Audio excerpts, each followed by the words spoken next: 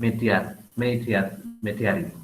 bagi transport mediari, atau agregasi transportasi dalam konteks logistik, ya, termasuk di dalamnya adalah storaging atau agregasi warehouse. Ini surplusnya dari sini. Ada juga surplusnya dari agregasi pengadaan atau agregasi informasi atau agregasi penerimaan atau receiving atau agregasi relationship. Dan juga surplusnya itu adanya karena adanya biaya rendah dengan kualitas yang tinggi. Ya, nah ini surplus bisa diperoleh dari agregasi ini atau dari biaya rendah dan kualitas tinggi dari outsource. Ya, oke, kita bahas satu persatu. Bagaimana agregasi kapasitas bisa outsource bisa mendatangkan surplus atau benefit. Ya. Misalnya, outsource itu dilakukan untuk mengagregasi kapasitas. Ya, kalau misalnya perusahaan memproduksi sendiri beberapa produknya yang akan dijual kepada customer dan itu dari sisi skala ekonomis tidak masuk, maka dia bisa melakukan outsource. Ya, jadi skala ekonomis tidak masuk, bisa melakukan outsource. Contohnya apa? Nah, contoh nih ya, Mercedes G-Class dan juga Peugeot RCZ, BMW Mini Countryman dan Mini Paceman itu diassembly oleh bukan Mercedes, oleh bukan Peugeot dan bukan BMW, tapi oleh perusahaan outsource yaitu Magnate. Kenapa? Mercedes G-Class itu mobil yang demand-nya kecil, tapi harus dipertahankan. Karena demand-nya kecil, maka produksinya juga sedikit, gitu ya. Tapi varian mobil ini harus dipertahankan. Demikian juga Peugeot untuk RCZ, BMW Mini Countryman dan Mini Paceman. Itu mobil-mobil yang demand-nya kalau diproduksi sendiri, skala ekonomisnya tidak masuk, terlalu boros, gitu ya. Sehingga mobil-mobil ini di-outsource-kan assembly-nya ke Magnate. Itu namanya agregasi kapasitas. Ya. Dengan mengagregasi ini, ya, assembly-nya diagregasi, maka akan lebih murah, akan lebih efisien kalau dibuat oleh Magnate. Jadi serahkan ke Magnate. Kalau di kita ada nggak contoh yang seperti itu? Contoh sederhana apa misalnya? Yang lebih murah jatuhnya nanti. Anda pernah lihat? Pernah beli air minum dalam kemasan mereknya Indomaret atau Alfamaret? Ada kan? Gula Alfamaret. Iya, ada Pak. Ada ya, gula, tisu. Nah, itu contoh agregasi kapasitas. Gitu ya. Nanti kalau di marketing coba diangkat ya, ini kasus apa sih? Kalau di supply chain ini kasusnya adalah agregasi kapasitas. Jadi Alfamaret, Indomaret itu sebenarnya pengen menanamkan lebih dalam brand mereka sebagai retail handal. Ya, sampai dia masuk ke industri manufakturnya, tapi dia tidak membuat sendiri. Ya, dia men-outsource-kan ya, kayak gula, tisu itu dia kasihkan kepada perusahaan-perusahaan masing-masing. Pabrik gula, pabrik tisu, gitu ya. Nah, pabrik tisu mau membuat ini sebagai salah satu sub atau varian sendiri itu akan mahal buat dia. Nah, dia lebih baik membuat pesanan orang lain. Ya, Indomaret pesan, Alfamaret pesan, nah, nanti dimerki sama yang punya retail. Itu agregasi kapasitas namanya. Ya. Kemudian outsource itu akan mendatangkan surplus dengan agregasi inventory. Ya, agregasi inventory. Contohnya, jadi dalam hal ini ya, perusahaan itu menyediakan pengelolaan inventory untuk berbagai item milik banyak retail, ya, milik banyak brand holder. Contoh apa? Lazada ya, Lazada atau mungkin marketer yang lain, Amazon juga ya. Lazada mengelola inventory untuk berbagai item consumer goods, ya, pasar retail e-commerce. Jadi Lazada itu menyimpan berbagai macam produk dari berbagai macam merek untuk kepentingan e-commerce, ya, pasar retail e-commerce. Itu agregasi inventory. Nah, ini kalau misalnya disimpan oleh masing-masing pemilik merek, itu nanti akan sangat boros. Oleh karena itu, pemilik merek itu nanti akan menitipkan kepada Lazada. Untuk apa? Manajemen inventory-nya. Itu outsource, ya, dari brand holder kepada Lazada. Kemudian agregasi transportation, ya, dalam hal ini transport sebagai intermediari. Kalau Anda, misalnya ya, Anda berbisnis produk yang nanti akan dideliver, konsumennya banyak, ya, tapi retail, ya. Nah, kalau Anda kirim sendiri, itu akan sangat boros. Oleh karena itu, Anda membutuhkan atau Anda perlu mengoutsource kepada pihak lain. Siapa itu? Misalnya perusahaan kurir atau perusahaan logistik, ya. Ya, perusahaan jasa logistik atau perusahaan multimoda seperti DHL, FedEx, JNE, Pos, itu mengagregasi transportasi. Ya, jadi mereka mengagregasi atau sering disebut kalau dalam istilah logistik itu mengkonsol, mengumpulkan, ya, mengkonsolidasi, mengagregasi banyak produk, banyak item, banyak barang dari banyak shipper. Ya. Nah, shipper ini mengotsos kepada perusahaan-perusahaan logistik. Kenapa di-outsource-kan? Karena kalau dikirim sendiri, ya, itu sangat mahal. Misalnya dia ngirim sendiri, dia akan ke menitipkan barangnya kepada penerbangan atau ke perusahaan transportasi, itu akan sangat mahal. Maka di-outsource kepada perusahaan multimoda atau perusahaan logistik. Ini outsource untuk agregasi untuk transportation. Kemudian agregasi transportasi yang termasuk di dalamnya adalah untuk penyimpanan, storage. Ya, misalnya yang dilakukan Agility. Agility itu adalah perusahaan logistik milik Jepang dan Australia kalau nggak salah, ya. Nah, Agility ini bertugas mengambil dan menyimpan serta mengirim berbagai produk untuk pengisian di berbagai toko atau retail. Untuk berbagai jenis produk, ya. Jadi produknya banyak, pemiliknya banyak, dijual pada toko, beberapa toko gitu, ya. Nah, itu diatur oleh Agility.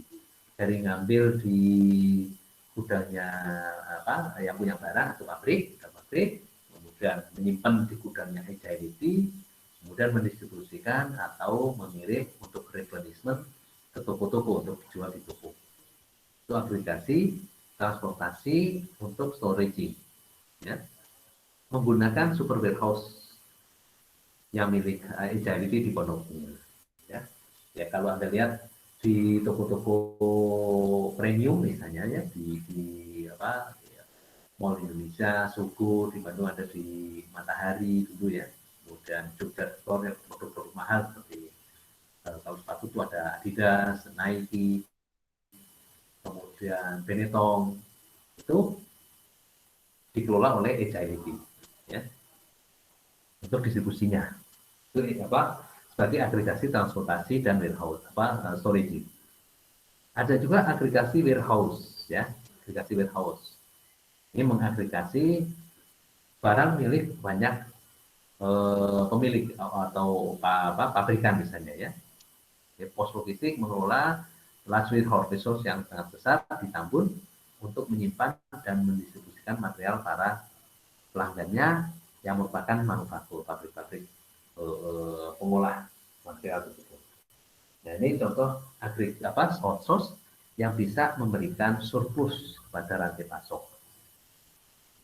Dengan apa? Dengan outsource. Jadi outsource memberikan surplus pada rantai pasok melalui agregasi.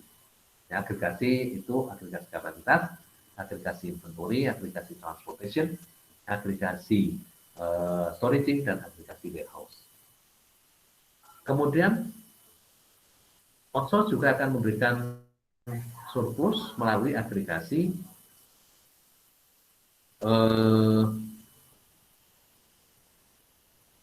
pengadaan, ya, agregasi pengadaan.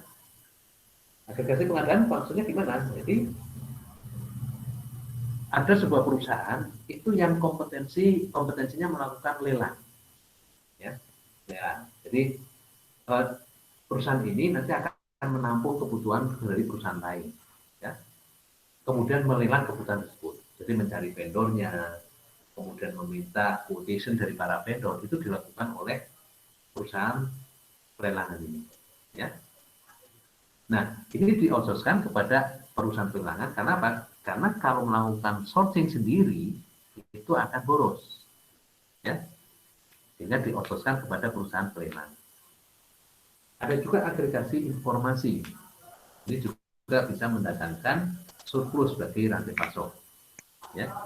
Misalnya yang dilakukan oleh Bukalapak, Shopee, Tokopedia, eBay, Alibaba, dan juga e-marketer yang lain ya, untuk mengagregasi informasi dari para pemilik atau pabrikan produk.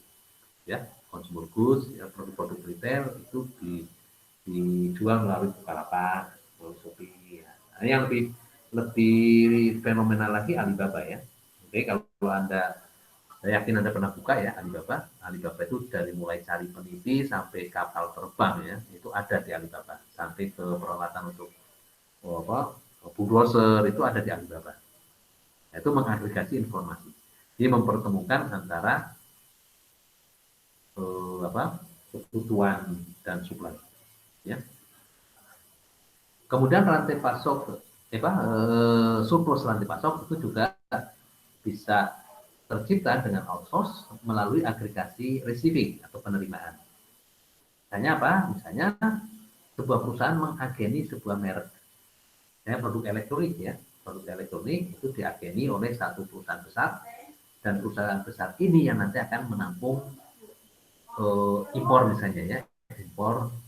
Kalau produk elektronik ini dibuat di tempat lain, nah dia nanti akan ditampung di gudangnya, kemudian dia yang akan mendistribusikan kepada para toko-toko, ya, outlet-outlet, dia yang mendistribusikan. Ini agregasi receiving, penerimaan. Agregasi juga bisa dilakukan untuk meningkatkan surplus rantai pasok melalui relationship, ya, agregasi relationship. Contohnya apa? Contohnya yang dilakukan oleh e-marketer. Ya. Alibaba misalnya ya, mengagregasi relasi antara penjual dengan pembeli sehingga jumlah jejaring. Jumlah jejaring artinya jumlah relationship antara penjual dengan pembeli itu menjadi sederhana. Ya, trafficnya itu menjadi sederhana karena dipul oleh Alibaba. Nah, dengan traffic yang sederhana ini, maka bisa menurunkan jumlah jejaring. Ya, kalau menurunkan jumlah jejaring, tentu saja nanti akan bisa mengefisienkan proses. Ya. Sehingga jejaringnya menjadi berkurang dan sederhana. Proses yang sederhana ini bisa menghemat waktu, berarti lead time-nya bisa menjadi pendek. Bisa menghemat biaya, ya, berarti nanti efisien. Kemudian outsource itu bisa mendatangkan surplus terhadap rantai pasok jika berdampak pada biaya rendah dan kualitas tinggi ya. Artinya outsource ini bisa menurunkan biaya operasi dan meningkatkan kualitas karena adanya learning process. Ya, jadi dengan outsource itu nanti ada proses untuk perbaikan yang terus menerus ya untuk meningkatkan kinerja bisnis. Contohnya apa? Dengan adanya misalnya outsource untuk aplikasi transport ya, dengan adanya kita outsource ke pihak perusahaan logistik, nanti ada learning process bagi perusahaan logistik sebagai vendor ya, atau kita sebagai customer. Bagi perusahaan logistik itu nanti ada learning process. Misalnya apa?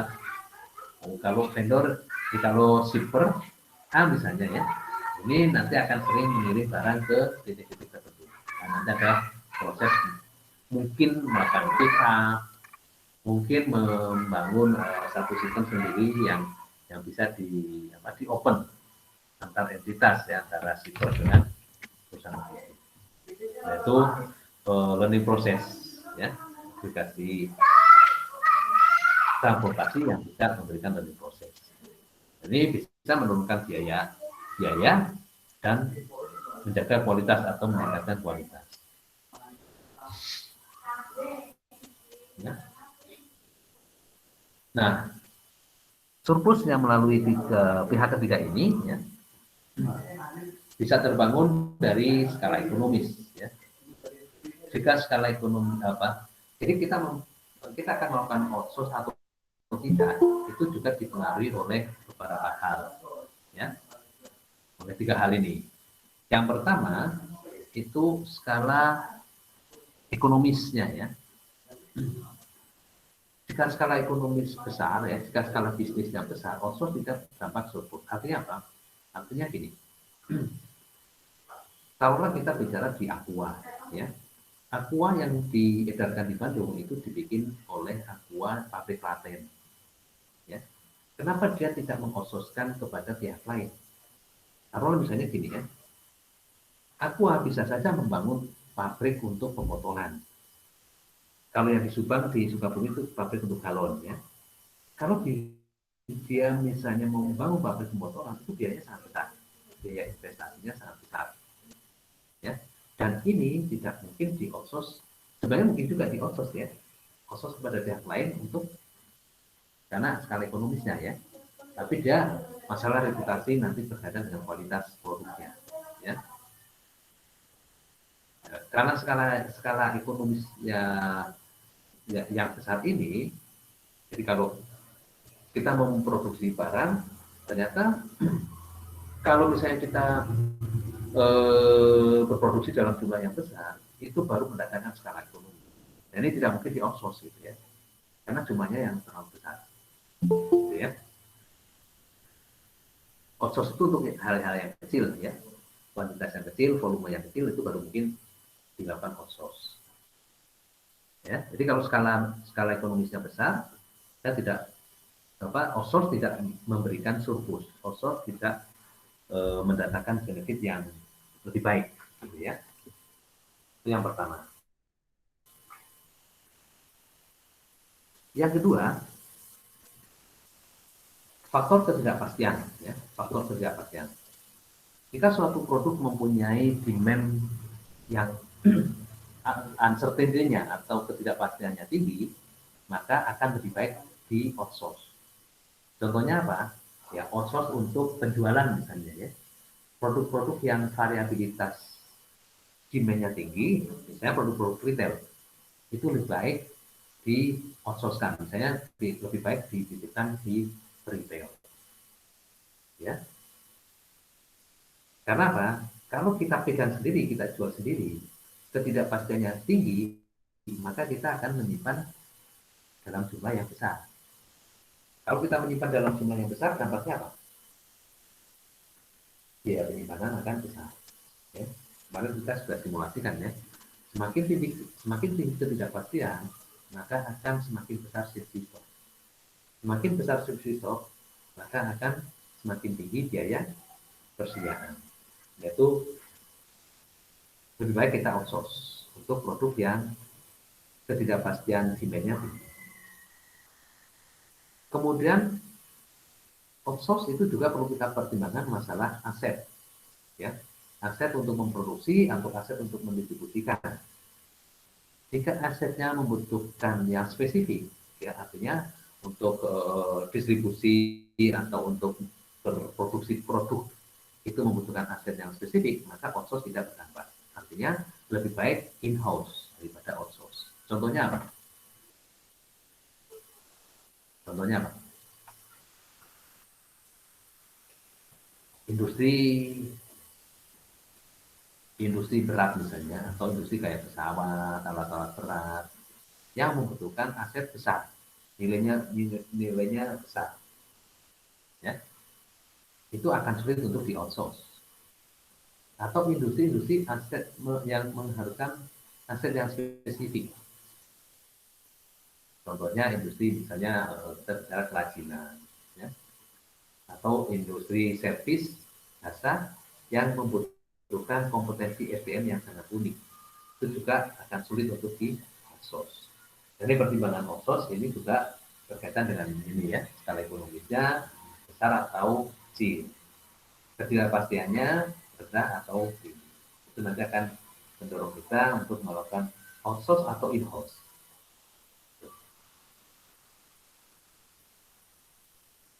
Sampai sini ada pertanyaan?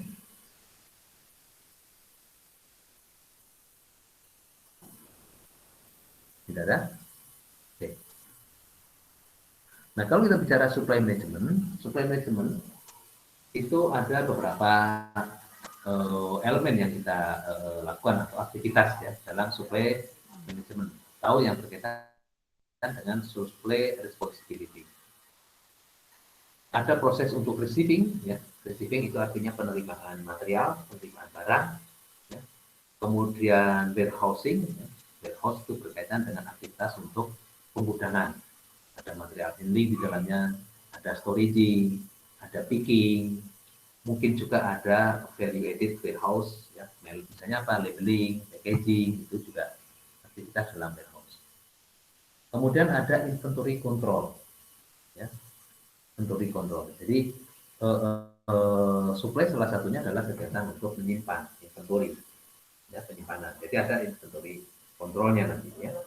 Kemudian ada material handling, ya, penanganan material, misalnya dari mulai receive barang, kemudian barang nanti kita tempatkan sementara di dalam gudang, kemudian kita bawa ke lokasi penyimpanan, ya. Kemudian kita lakukan staffing, tahu penempatan barang, kemudian nanti barang itu nanti akan dikeluarkan, misalnya mau dikirim kepada distributor atau customer, itu nanti akan ada proses picking, ya. Kemudian pergerakan di dalam gudang, ya, itu namanya material handling, ya. Handling itu nanti menyangkut bagaimana kita menangani material, ya. Jadi mulai dari receive, storage, picking, kemudian transporting internal gudang, ya, di dalam gudang, itu material handling. Kemudian dari packaging, scheduling, ya, itu juga termasuk dari supply responsibility, kapan kita harus memasukkan barang, kapan kita harus mengeluarkan barang dari gudang. Kemudian ada inbound traffic, ya. Inbound traffic itu kaitannya itu adalah lalu lintas untuk barang itu masuk ke gudang, ya. Inbound masuk ke gudang, ya. Traffic itu berkaitan dengan lalu lintasnya, ya. Kemudian disposal itu mengeluarkan barang dari penyimpanan misalnya, atau menghapuskan barang, yaitu disposal, ya. Barang-barang yang sudah daluarsa, barang-barang yang tidak dipakai lagi, atau barang-barang reject, itu akan dilakukan disposal. Itu adalah beberapa aktivitas yang berkaitan dengan supply responsibility.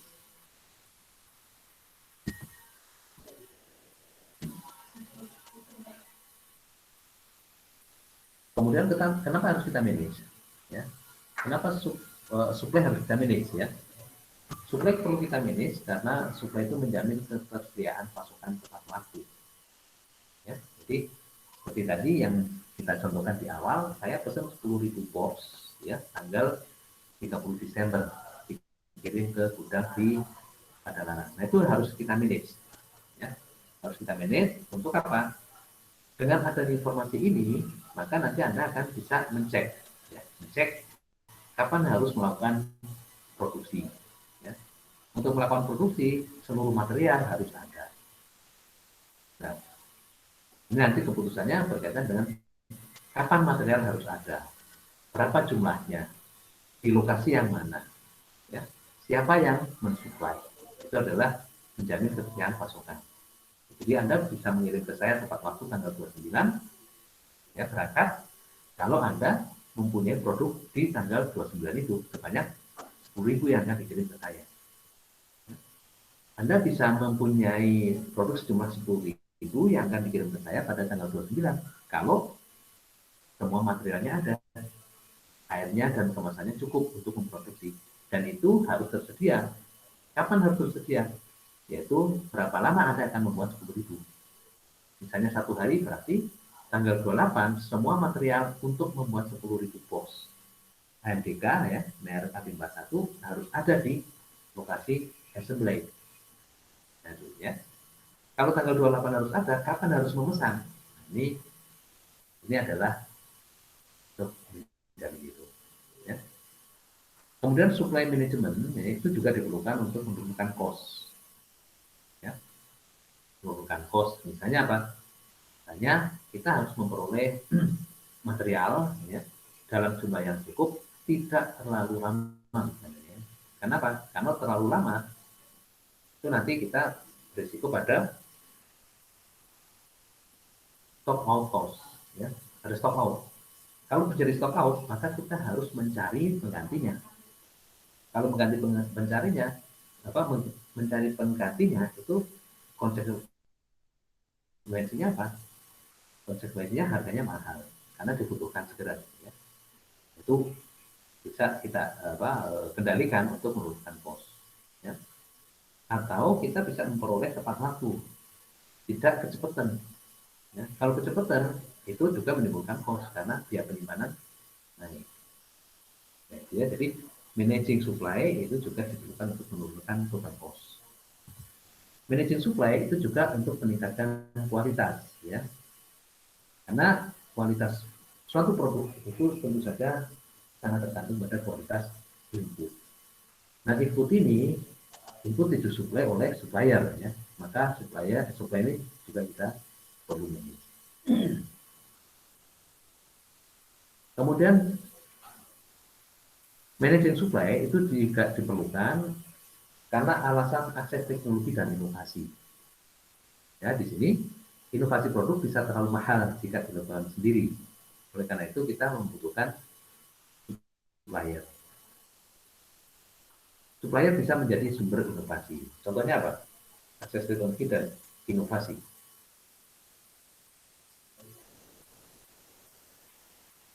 Kalau kita melakukan sendiri.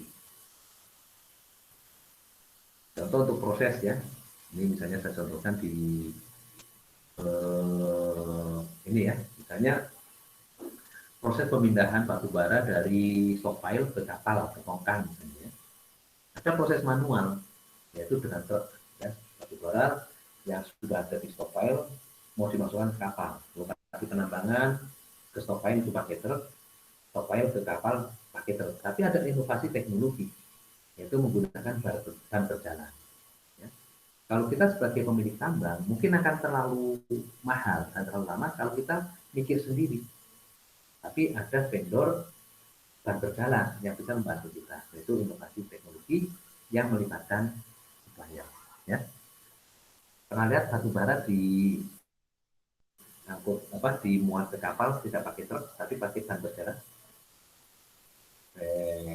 Nanti curah itu. Nanti saya ada videonya, dan saya ini bisa cari dan bisa share. Ini akses teknologi dan inovasi. Kemudian supply management juga diperlukan untuk membangun sustainability. Ya. Sustainability merupakan faktor bisnis yang desain untuk berdampak positif pada orang, ya, masyarakat dan juga bumi secara keseluruhan, ya, termasuk di dalamnya profit. Jadi keberlangsungan dari bisnis, ya, keberlangsungan dari bisnis. Karena apa? Bisnis itu memerlukan sustainability dari sisi supply.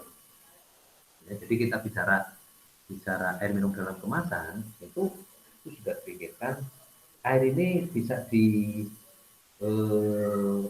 diambil dalam jangka panjang, ya, untuk melibatkan banyak pihak, ya, dan masyarakat setempat juga harus kita libatkan, ya, untuk menjamin keberlangsungan bisnis ini, ya.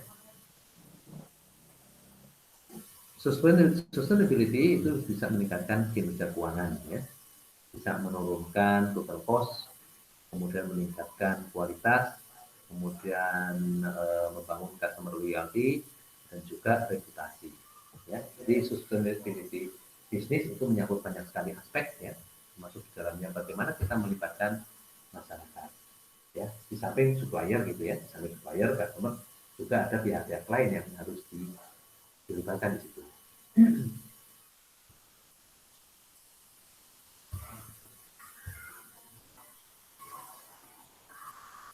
Nah, yang terakhir itu adalah seleksi supplier. Tadi kita diskusi tentang proses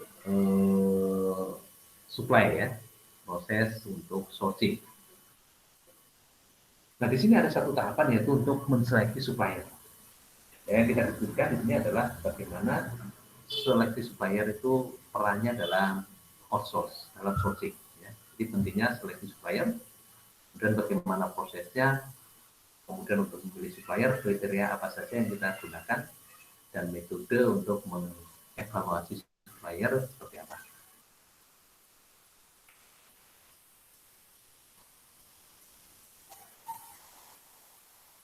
Seleksi supplier itu diperlukan karena kita perlu melakukan evaluasi, ya, seleksi dan pengukuran kinerja supplier. Kinerja supplier sangat penting karena kinerja bisnis secara keseluruhan itu juga dipengaruhi oleh kinerja supplier, ya. Misalnya supplier itu mengirimkan material yang kita pesan dengan deadline yang terjamin, pendek, bisa diprediksi, gitu ya, dengan harga yang juga kompetitif, dan kita kaitannya dengan biaya produksi, gitu ya.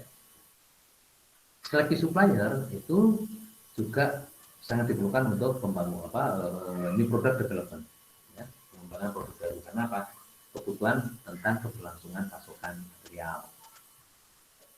Seleksi supplier ini juga membentuk supplier juga perlu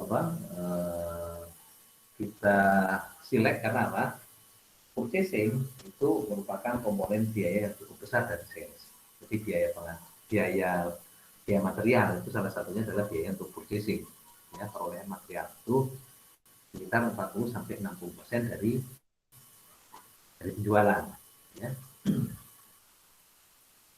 Kemudian supplier ini merupakan pemilihan supplier itu merupakan program yang multi kriteria dan melibatkan metode-metode kuantitatif maupun kualitatif. Oleh karena itu kita perlu melakukan seleksi, gitu ya, karena problemnya yang cukup kompleks, multi kriteria, banyak aspek yang harus kita pertimbangkan.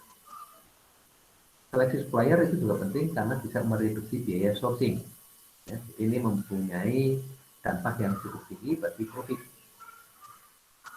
Dan juga supplier memiliki peran penting dalam pengembangan produk baru. Ya. Misalnya dari struktur cost-nya, politik jaminan kualitasnya, teknologinya, ya. Supplier yang bagus itu misalnya teknologinya yang up to date, gitu ya.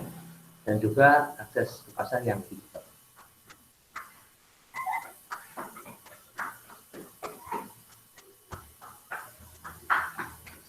Tahapannya seperti ini. Ada pertanyaan sebelum kita diskusi tahapan supplier, tahapan seleksi? Belum, Pak. Belum, oke, ya. Nah, tahapannya seperti ini.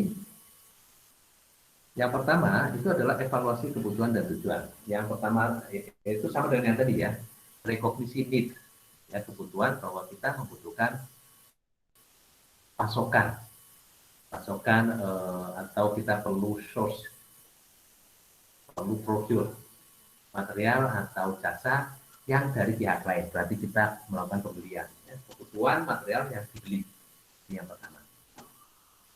Kemudian tahap berikutnya adalah pengumpulan informasi calon vendor. Ya, vendor mana yang nanti akan kita pilih itu kita kumpulkan terlebih dahulu. Kemudian interview para calon vendor dan juga seleksi dengan metode-metode yang kita pilih nantinya.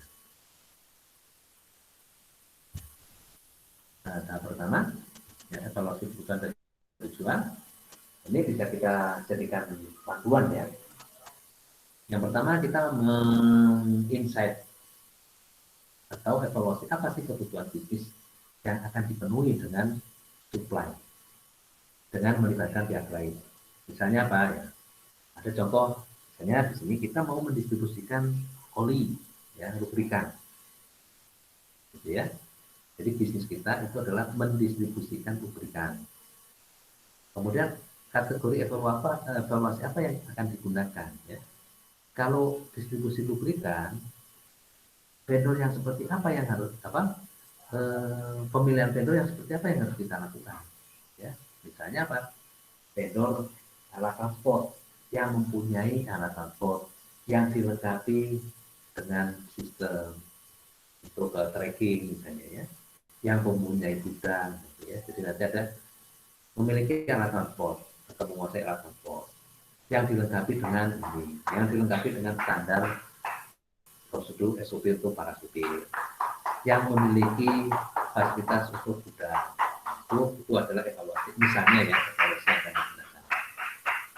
Kemudian apakah bisnis intinya persyaratan teknisnya seperti apa, dan operasionalnya seperti apa. Ini juga perlu kita eksplor ya, untuk persyaratan kepada para calon vendor nantinya. Kemudian aspek apa yang paling dibutuhkan untuk serve ya, untuk serve bisnis kita, yaitu distribusi lubrikan. Apakah kita apakah aspek harga kompetitif, atau perusahaan itu mempunyai ISO ya, atau fasilitas yang dipersyaratkan yang dimiliki, itu juga perlu kita list ya. Kemudian bagaimana scoring untuk setiap persyaratan. Jadi nanti ada pembobotan persyaratan-persyaratan yang kita ajukan kepada para calon vendor. Ya, karena persyaratan banyak dan itu mempunyai skala prioritas yang berbeda-beda. Dan di tahap ini outputnya adalah daftar persyaratan, tujuan dan kriteria evaluasi serta cara scoring kriteria. Ini tahap pertama ya, evaluasi kebutuhan. Kemudian kalau kita sudah mempunyai daftar ini, tahap berikutnya adalah pengumpulan informasi tentang calon vendor atau calon vendor ya. Nah ini kita akan mengevaluasi vendor-vendor yang potensial. Berdasarkan apa? Berdasarkan ini kriteria-kriteria yang sudah kita kembangkan di sini. Ya. Nah, dari para vendor yang sudah kita minta untuk mengirimkan proposal ya, dengan RFQ tadi, request for quotation, dia nanti mengirimkan proposal, termasuk di dalam proposal itu nanti company profile. Nah, di dalam company profile itu nanti ada dokumen-dokumen legal, terus pengalaman menangani pekerjaan yang seperti ini, gitu ya. Terus kesehatan keuangan, itu nanti ada kriteria seperti itu. Mitra atau customer yang selama ini ditangani, itu nanti akan kita kumpulkan ya. Ini ada informasi tentang calon vendor, ya. Kemudian screening awal dan eliminasi calon vendor yang tidak memenuhi syarat. Dan ini sudah dilakukan biasanya dalam bentuk seleksi administrasi gitu ya. Nah, outputnya adalah vendor pool, ya, vendor pool. Jadi daftar vendor yang memenuhi syarat, ya, daftar calon vendor yang memenuhi syarat. Ini tahap kedua. Tahap ketiga itu adalah interview vendor. Bisa juga dengan interview atau mungkin nanti biasanya memang interview ya, atau kalau di lelang itu dengan pelelangan ya, interview secara untuk mengkonfirmasi tentang syarat-syarat yang mereka ajukan, tentang kualifikasi yang mereka punya. Ya. Interview di sini dilakukan misalnya satu persatu ya dengan para calon vendor. Kemudian dari interview ini kemudian kita tidak lanjuti dengan membuat analisis gap persyaratan. Jadi kita menerapkan persyaratan atau requirement calon vendor adalah ini. Di sini misalnya di kriteria. Ya, di kriteria. Ini ada muncul nanti persyaratan. Kemudian di sini ada calon vendor ya, sudah kita punya, dan di sini ada kita pilih calon vendor yang memang memenuhi syarat. Dan kita lakukan interview dan analisis gap. Ya, analisis gap antara persyaratan, tujuan, dan kualifikasi vendor. Ya. Kemudian scoring untuk setiap kriteria dan outputnya adalah daftar kriteria dan skor setiap vendor. Jadi di sini kita sudah membuat penilaian terhadap calon vendor, para calon vendor, ya, berdasarkan kriteria-kriteria yang sudah kita kembangkan di sini. Oke, ya. Kemudian setelah daftar kriteria dan skor setiap vendor kita punya, tahap berikutnya adalah memilih, ya, menyeleksi. Nah, seleksi calon vendor ini bisa menggunakan beberapa metode ya. Metode yang memadukan antara kuantiti dan kualitatif dan kuantitatif, misalnya dengan menggunakan AHP, Analytical Hierarchy Process, atau menggunakan fuzzy logic, ya, atau metode-metode yang lain yang bisa kita gunakan ya. Dan dari metode ini nanti akan kita hitung skor seluruh vendor dengan metode yang dipilih. Misalnya kalau menggunakan AHP, nanti akan kelihatan vendor mana yang memiliki skor yang paling besar. Ya, pilih vendor terpilih. Nah, di sini vendor terpilih. Setelah vendor terpilih apa berikutnya? Setelah terpilih, ini tahapannya. Setelah terpilih, kita akan melakukan kontrak di sini ya. Bukan. Nah, di sini. Ini proses di sini ya. Supplier selection. Nah, vendor terpilih. Begitu kita sudah memilih, maka kita akan buat kontrak, ya, kontrak atau perikatan untuk pengadaan material atau jasa. Dan setiap kali kita akan mengadakan material, ya, akan beli misalnya, ya, kita akan membuat ini proses pembeliannya. Ya, tentu saja proses order dikirimkan kepada vendor yang sudah kita pilih, yang sudah kita ikat dengan kontrak melalui proses seleksi ini. Melalui proses seleksi ini. Nah, ini. Ya. Nah, dari sini kemudian kriterianya apa saja nih? Nah, ini kalau nanti apa kita akan kembangkan kriteria untuk pemilihan vendor. Ini bisa kita tunjukkan ya. Kriteria yang akan kita gunakan untuk memilih calon vendor ini misalnya dari sisi kesehatan keuangan, ya. Kemudian expertise atau keahlian. Kesehatan keuangan nanti bisa ya. Kesehatan keuangan itu nanti bisa kita lihat dari potret kinerja keuangan. Ya, jadi biasanya kalau kita meminta quotation, ya, mereka mengirimkan termasuk di dalamnya adalah company profile dan neraca perusahaan selama 3 tahun berturut-turut. Itu nanti akan kita lihat bagaimana kesehatan keuangan perusahaan calon vendor, gitu ya. Kemudian expertise, ya, expertise itu keahlian. Kemudian ukuran-ukuran kinerja operasional. Kemudian praktek bisnis proses ini juga bisa menjadi kriteria. Kemudian perilaku dan budaya perusahaan ini juga bisa kita ajukan sebagai kriteria. Dan faktor-faktor risiko, jadi cara menangani risiko para calon vendor. Nah, ini berani expertise itu apa saja? Kalau keuangan tadi ya, contohnya misalnya kesehatan keuangan itu dari sisi neraca, profitabilitas. Dari sisi neraca bisa kita baca, ya, perusahaan ini sehat atau tidak sehat. Perkembangan modalnya, kemudian salesnya, PNL, profit and loss statement-nya itu nanti bisa kita lihat.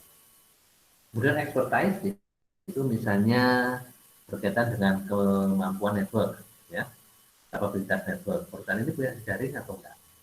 Ya, jadi kalau kita mau mendistribusikan, jejaring itu sangat penting. Ya, network dari para calon vendor itu sangat penting karena mereka distribusi. Ya, jadi kemampuan distribusi salah satunya ditentukan oleh jaring yang mereka punya. Kemudian quality dan juga production capability. Itu expertise juga. Technical level dibandingkan dengan industri secara rata-rata. Ya. Jadi kalau kita bicara vendor kita adalah perusahaan logistik. Ini kita bandingkan kemampuan teknis mereka dibandingkan dengan perusahaan-perusahaan dalam industri logistik itu seperti apa. Itu juga masuk dalam kriteria expertise. Kemudian spread of technical creation,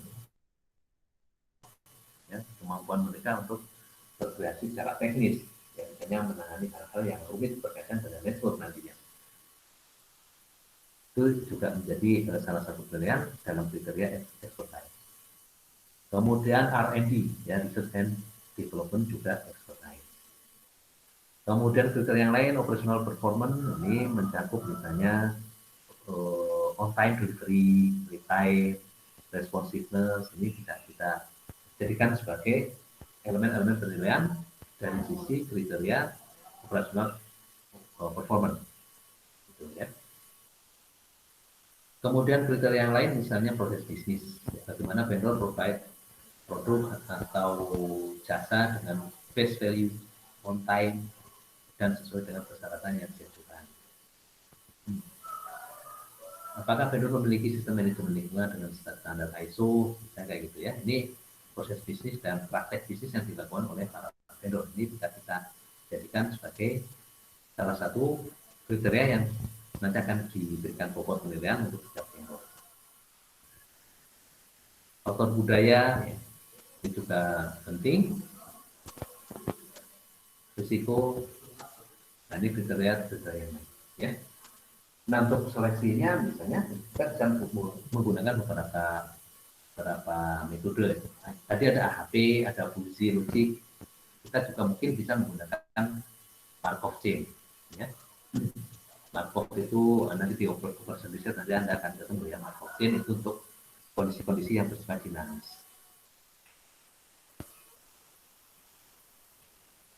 Itu yang kita diskusikan pagi ini. Sampai sini ada pertanyaan? Tidak ada. Jangan lupa kalau yang sudah bisa join untuk ini ya, backup presensi. Kita akan print screen untuk presensi kita pada pagi ini. Kalau jangan leave dulu. Halaman pertama dari saya sampai Dimas Eko. Kita print screen dulu.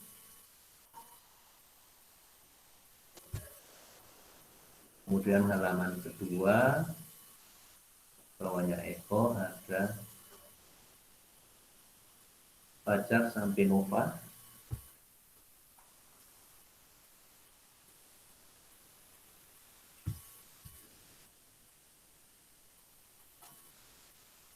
Halaman ketiga, di bawahnya Nova ada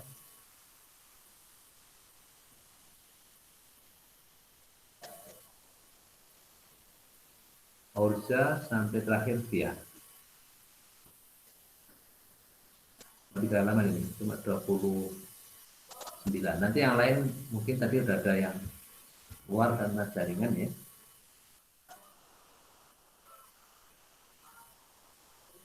Baik, absen sudah selesai. Ada pertanyaan sampai sini?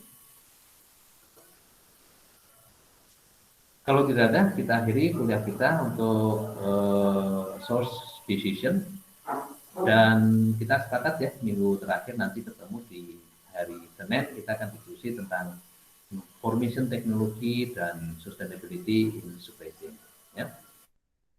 Terima kasih for your participating and stay healthy. Sampai ketemu minggu depan. Assalamualaikum warahmatullahi wabarakatuh.